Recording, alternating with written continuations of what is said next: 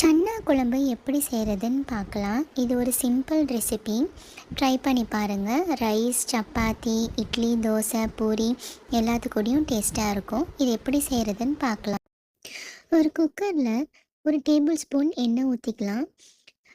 ஒரு பெரிய வெங்காயம் சாப் பண்ணி ஆட் பண்ணிக்கிறேன். நல்லா வதக்குனதுக்கப்புறமா ராபிஸ் குக்கர்ஸோட ginger garlic paste 1 teaspoon add பண்ணிக்கிறேன். அதையும் சேர்த்து நல்லா வதக்கிக்கோங்க. அதுக்கப்புறம் ஒரு மீடியம் சைஸ் தக்காளியை கிரைண்ட் பண்ணி ஆட் பண்ணிக்கிறேன். ஒரு pinch of turmeric, red chilli powder 1 tablespoon add பண்ணிக்கிறேன்.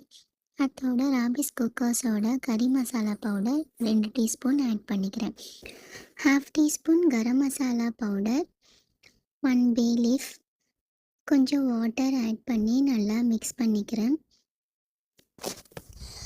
புதினா, ஒரு பொட்டேட்டோ, தேவையான அளவு உப்பு, கொஞ்சம் வாட்டர் ஆட் பண்ணி நல்லா மிக்ஸ் பண்ணிக்கோங்க. அதோட நம்ம பாயில் பண்ணி வச்சுருந்த சன்னாவே ஆட் பண்ணி நல்லா மிக்ஸ் பண்ணிக்கோங்க.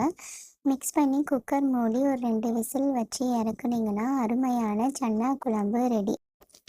கார்னிஷிங்க்கு கொஞ்சம் கொத்தமல்லி எல்லாம் தூவிக்கிறேன். இதை வீட்டில் செஞ்சு பார்த்துட்டு எப்படி இருக்குன்னு சொல்லுங்கள். அடுத்து வேறு ஒரு ரெசிபியோடு சந்திக்கிறேன். பை.